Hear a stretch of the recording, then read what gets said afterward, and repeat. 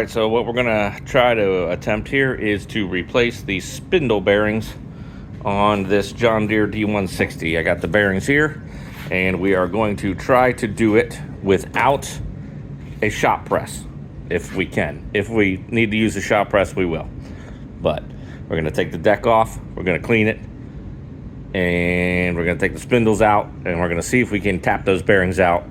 I've always been able to do it without a press, never tried it on this John Deere, so we'll see what happens. All right, so we got this deck off here. We're going to try to clean it up a little bit. So we're gonna take these plastic caps off. Those are 10 millimeters.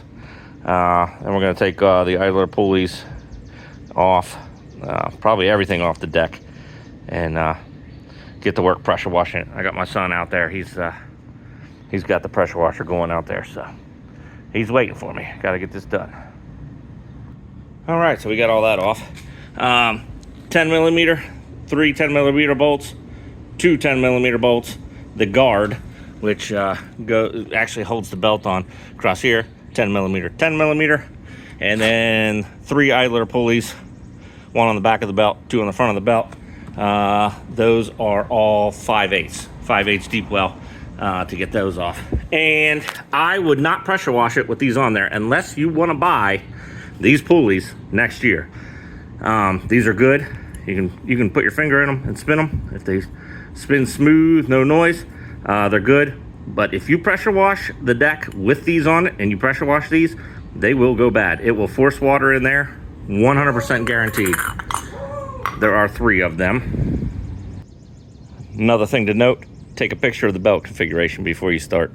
I've already done this. I've already greased all this up. Actually, I've had the deck off earlier. That's how I found out the spindle bearings are bad. But yeah, before you start, take a picture. That way you'll know how to put the belt back on. All right, so how do you know if a spindle bearing's going bad? First of all, you're gonna hear it. It's gonna be like an oscillating, growling sound. That's the way it is on every mower I've ever owned. And this one pulled off. You don't have to pull anything off the top. Tip the deck up like you're gonna change or sharpen the blades and pull on a blade. And that is loose. You can't see it on camera, but I am wiggling it back and forth. In fact, all 3 of them are loose. If we come around to the back side here, see if we can take a listen. Still spins freely. Sounds horrible. If you notice, this pulley is not round. The shaft is not bent. That shaft is spinning true. But that pulley is bouncing. All 3 of them are like that, which is crazy. This one's the worst, I think. Look at that. That is awful. Those are OEM pulleys. So now I'm kind of thinking I probably should have bought pulleys with it also. That is crazy. We'll see about that when we pull them off. Maybe we'll get new pulleys. I mean, it's really not going to hurt anything, but it is going to make the belt bounce quite a bit. I mean, look at that. That is awful. But that shaft is not bent. That is the actual pulley. We'll see about that. All right, so I got the blades off, nut, washer. That nut is a 15/16. I brought out the pneumatic for that. You really don't have to though. You could chalk this up with a 2x4 and use a breaker bar on it. They're not really that tight. Backside, pulleys off. We got a that's just one nut, flange nut with a what size did we use there? I think it's 7/8. Yep, 7/8. Again, use pneumatic, but again, take this side off first. You can, well, you got the blade chalked on that side. You can take this side off. Now, there is a little bit of wobble there. If I spin that, you can't really see it on camera, but it had to have been like that from the factory. They're all 3 are like that. Number 1, it's the back side where the pulley goes, and the other side with the blade, no wobble at all. That's what really counts. No wobble on any of the other ones. That's crazy. So we're gonna pull the rest of this stuff off and power wash the deck up.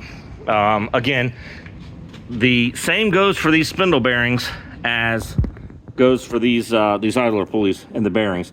You really do not want to pressure wash your deck off.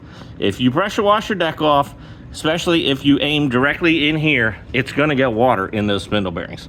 If you do pressure wash your deck off, you're going to want to grease the Zerk fitting right away. And we're going to go into that because the bearings I'm putting in are actually sealed. So we're going to get into that once I pull these out, and I'll show you the difference.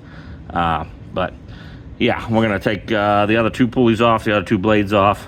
We're going to go pressure wash this deck off. We're going to pull this, the idler pulley tension spring and everything off, and we'll go pressure wash it off, and I'll get back to you. All right, we got that idler pulley tensioner assembly pulled off.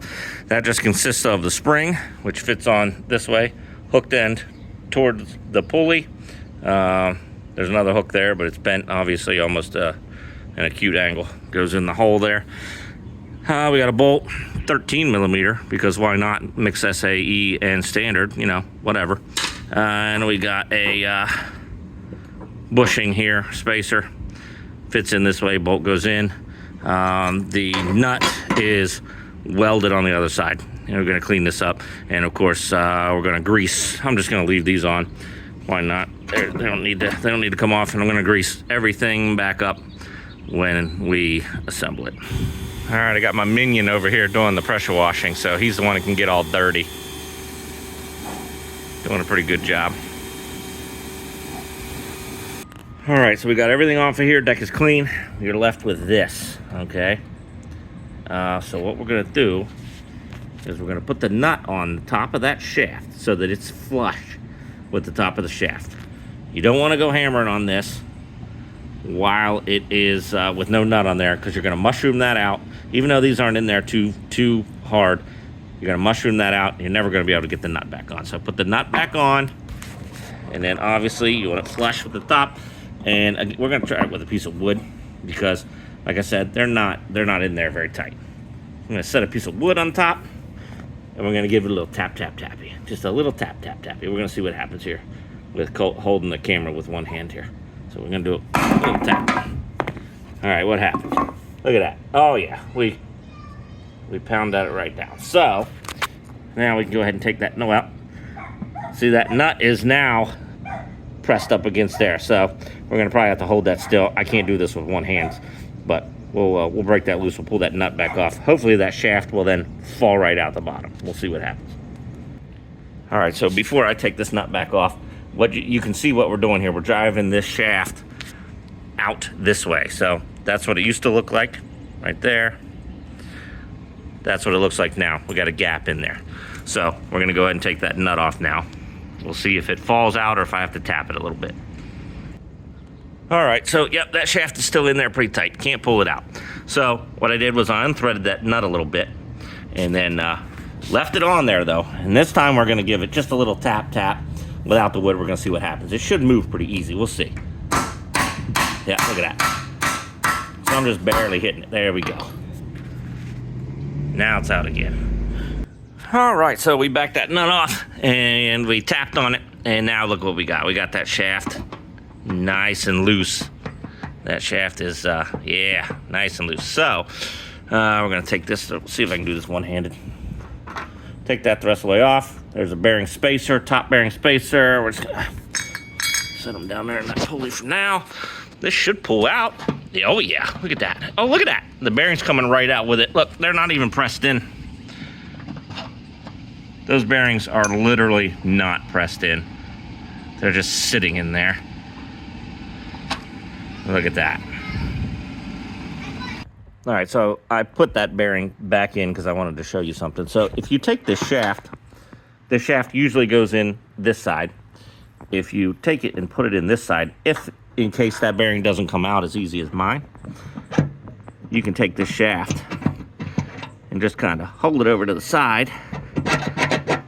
And look at that. Just kind of tap it. What I'm doing is, there you go. So when I'm tapping it with the big part of the shaft right there, just by, you know, cocking it to one side, that bearing pops right out. So let's see what we got on there. Should be a spacer in there. Oh yeah, there's a spacer. Nice. And that, yeah, that's got rust and water on it. So there you go. Again, that's why you don't pressure wash your deck. Water's gonna get in there, for sure. Now we gotta tap that bearing out on the other side. We'll just do that from this side. Hopefully it's as loose as this bearing was. All right, so I took this shaft that we pulled out and I put it back in from this side once that spacer and the other bearing's out. And I tapped on this bearing a little bit with the shaft. Here, I'll demonstrate. So what I'm doing is I'm hitting that bearing right there. But it's not budging. I hit around it a little bit. And so if you're doing anything but light taps with that shaft, I would not recommend hitting that thing with a hammer hard. So what I'm gonna do is I'm gonna take this, that's a 15/16. I'm gonna take this, which is a 7/8 deep well socket with a little extension on it, and we are going to fit that in there. The spacer's out, the bearing's out on this side, so it is up against that old bearing race right there, and we're gonna tap on that guy. And that'll put even pressure right around that bearing, and we'll see if we can get it out. We'll see here. Let's see if we can do it live. We're gonna do it live. So let's see. Look at that, she's coming out.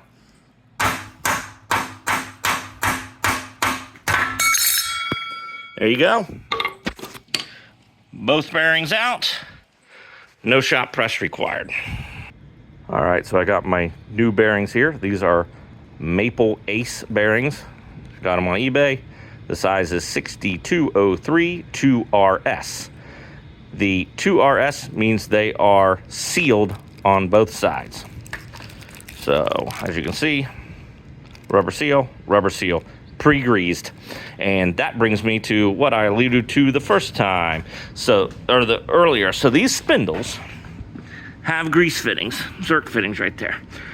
But if you put these bearings in there and you use that grease fitting, no grease will get to these bearings because they are sealed. They are not just shielded, they are sealed. When looking for these bearings, I did find some that were shielded on one side and open on the other, which would allow grease from that Zerk fitting through.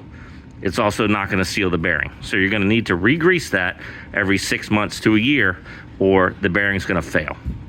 A lot of schools of thought on this. Some guys buy these sealed bearings, they pry one seal out, they put it in this way so the grease can touch the bearing.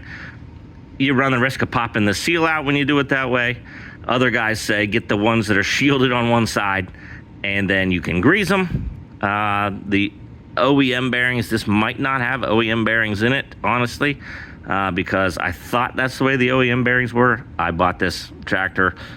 This mower was a couple years old when I got it. I don't think anyone's been in here, but who knows. I went with sealed, and we're gonna keep it sealed. I am gonna pump grease in here though, and I'll tell you why. Just to keep water from the center of the spindle, because this is not pressed in. That's not a pressed fit. It's not a pressed fit around the shaft, so dirt and debris can still get in there. So even though these are sealed, I'm still gonna pump that full. Now, assembly is just the reverse. This bearing fit a little tighter than the bottom bearing. The bottom bearing, honestly, if these were in perfect condition, probably would probably fit as tight as this one. But since I mowed a couple times with it making noise, I bet you it actually splayed this out just slightly. I mean, it still fit. Well, you know what? Let's see what the new bearing does while we're at it. We're gonna see. Yeah, see, that new bearing just wants to slide right in there. So I don't know, that'll be interesting. We'll see how these are over here. I haven't taken them apart yet. They're all the same though. I'm only gonna show you one. So it's possible this got wallered out a little bit. It's possible it was just machined like that from the factory. Maybe that other side fits tighter. I don't know.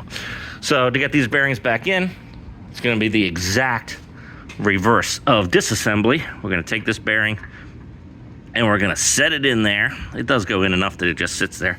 And we're gonna take this socket, and there's no way I can do this with one hand to show you, but this socket is a 1 1/16, and it fits the outside race of that bearing perfect. So we're gonna take the socket, we're gonna hold it up there, and we're gonna tap that bearing in. You have to use something that touches the outside race of the bearing. Oh, that's nice, I dropped it.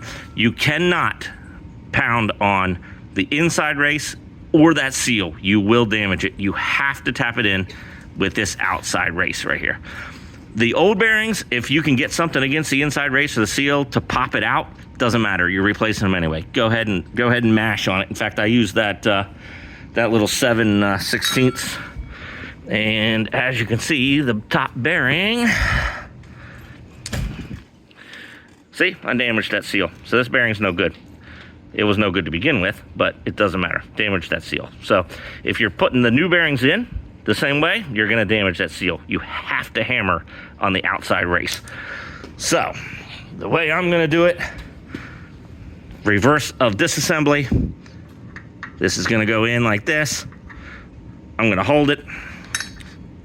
I'm gonna put a 1 and 1/16 inch socket right on it, and I'm just gonna tap it in. Just light taps. You cannot hammer. I cannot tell you, I cannot convey this enough. Light taps, just a tappy. Because if you get that thing cockeyed and it galls up in there, you will not get it to go in or out. You're gonna have to beat it out, put a new bearing in. Ridiculous. So if it's not going in, take it back out, figure out why. Light taps. So can't do that with one hand. I guess I need the the meta glasses here. Don't have it. But yeah, we're gonna go ahead and tap that in right now. At least I'll start it and then I'll show you. All right, I'm gonna try to get my little helper to hold the socket, and we'll show you how easy this bearing goes in here. So he has got this. Can you Here, use something look. else? Got that bearing. We got it started. Can I just? So we're right against the thing. Can I just hit it? Like, You know, go for it. Yeah, take the hammer. Try not to hit my hand. It'll make a good blooper. Just tap right on the top there. Yep, go for it. Go for it. Go for it. Keep going. Keep going. Keep going. Keep going. Perfect. Go ahead and stop. There you go. He just tapped that in. He tapped that bearing home. That's it. That's all she wrote. We're going to put the spacer in. Daddy, don't do my hammer. We're going to put the spacer in. We're going to put the other bearing in. I'm going to fill that full of grease. We're going to throw the shaft in and button it up. All right, so we got that bearing in the top side. Here's your spacer. I just put a little pre-grease on it inside there, a little red and tacky, and a little bit on that spacer. I'm going to go ahead and shove that spacer in there. And what I'm going to do is with some more just red and tacky, we're just going to go ahead and probably fill that center up there a little bit. Just pump some in there, nice. Get some right there. I'm still gonna use the fitting here, but all right, that'll get that pre-grease though, just to keep some moisture and rust out. Now we're gonna go ahead and tap the bearing in on this side, and then same way on the other side, we're gonna set that bearing in. If it doesn't go all the way in, we're gonna tap it in with that socket. And then we're gonna go ahead and put the shaft in. All right, following along with assembly, being reverse as of disassembly, bearing in, spacer in the center, new bearing on the bottom side. You have to get that spacer in there. Do not forget that spacer, because when you put that nut on that pulley, you are crimping that whole thing together through that shaft. You are putting tension on both these bearings, and that center race needs to ride against that spacer. If that spacer's not there, it's going to put constant pressure on the one side of each of these bearing races, and it's going to wear out prematurely. It probably technically will work, but it's going to wear out very, very quick, because there's no thrust. This is not a thrust bearing, so it's not designed for that load. It's designed for load around the axle. That's it. So now we're gonna go ahead and put this shaft back in here. I got this bad boy. We gotta get this all cleaned up here, because I don't want to put any of that old nasty grease back in there. And we got these spacers fairly cleaned up. Good enough, right? Let's see if we can get that in there. Look at that. Slides right in there. Smooth as butter. We have the axle with the threaded side on the other side. That's beautiful. A little red and tacky came out on it. That's fine. Go ahead and clean up this other spacer. So look at all that nasty grease.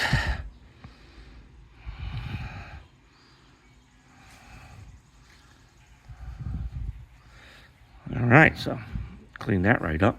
We're gonna go ahead and slide that bad boy back on there. Like that. Nut goes on. And once you get this nut started, you're gonna hold that other side. Don't need to put a blade on it. It's to start. It's not that tight.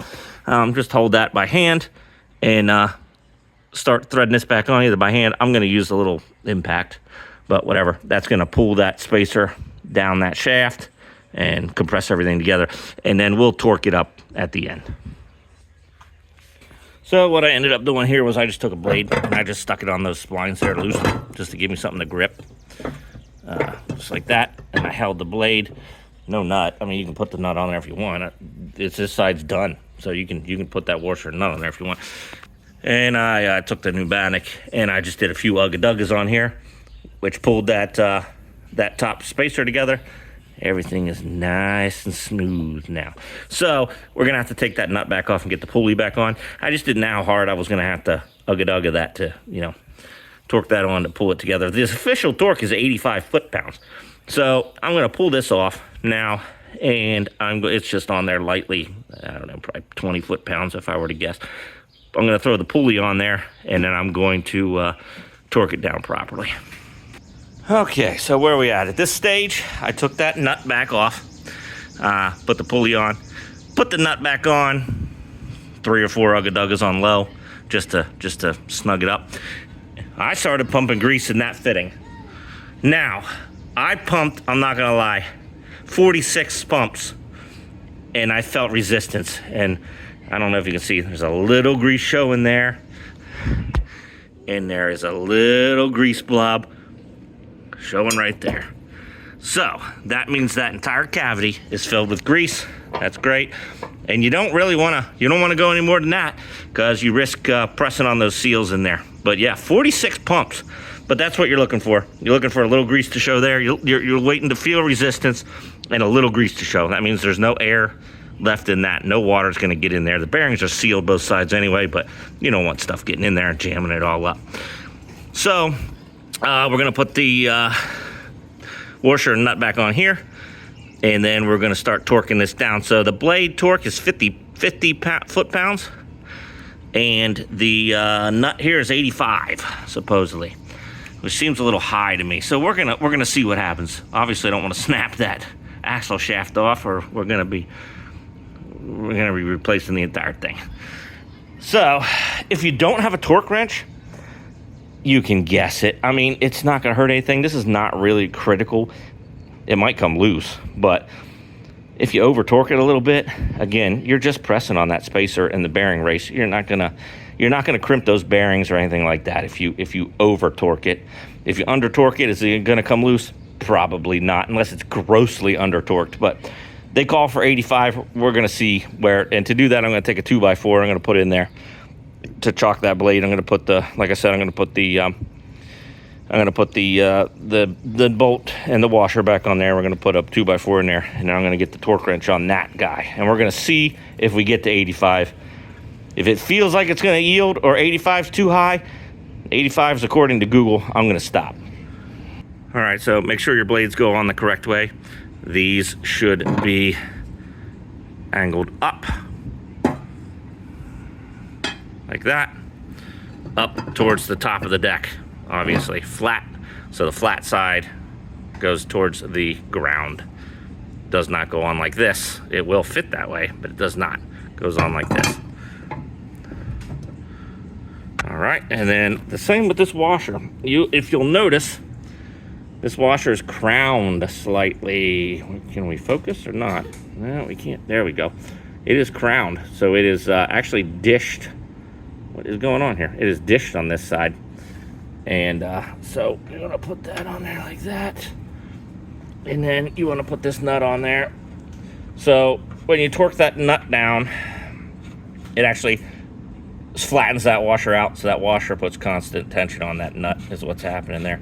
They say 50 foot-pounds. We're gonna see. So anyway, putting that nut on, we're gonna do 80 on the other side, 80, 85-ish. We'll see what happens. All right, so here's my setup here. I got my blade on. That is not torqued to 50, but it's on there good enough to hold the blade on the splines. It's fine. Got a 2x4 in here, so this blade can't rotate. And I got my torque wrench on there, set at 85. Now, my little helper's gonna help me push down on that. We're gonna see how far we get. I'm gonna straddle this deck a little bit. All right, there's a little. Now, let's pull it back up. Okay, and we're gonna go a little more. There we go, that's it.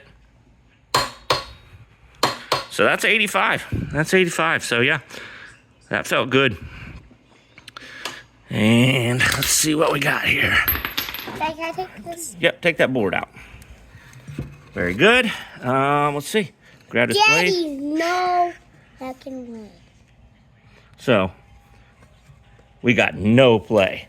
Absolutely none. And that blade is smooth as butter. Let me try. Be careful, it's sharp. Feel that? That is smooth, baby. So, that was it. So, anyway, we're just going to put the, don't do that, buddy, you're going to get cut. So, we're just going to put that board back in so that it stops the blade from going this way. We're going to torque that to 50, and that's it. We're done. We are done. Assembly of the belt and everything else is reverse. I'm going to grease everything, including these wheels. So, everything on the deck is going to get greased. These wheels are, I mean, they got some life left in them. If you want, you can buy aftermarket wheels that actually have a grease fitting right in here, which is just a little tube. It's not an actual Zerk fitting, but the grease gun will fit on it. Or you can just shoot some red and tacky down in there with the tube, and it will actually grease that. These OEM wheels do not have that. No, they do not. So I'm going to have to pull that out, throw some grease in there, and put them back together. Not a big deal. But, yep, that's it. And we'll put the deck back on, and we'll hear how it sounds tomorrow after I do the other two.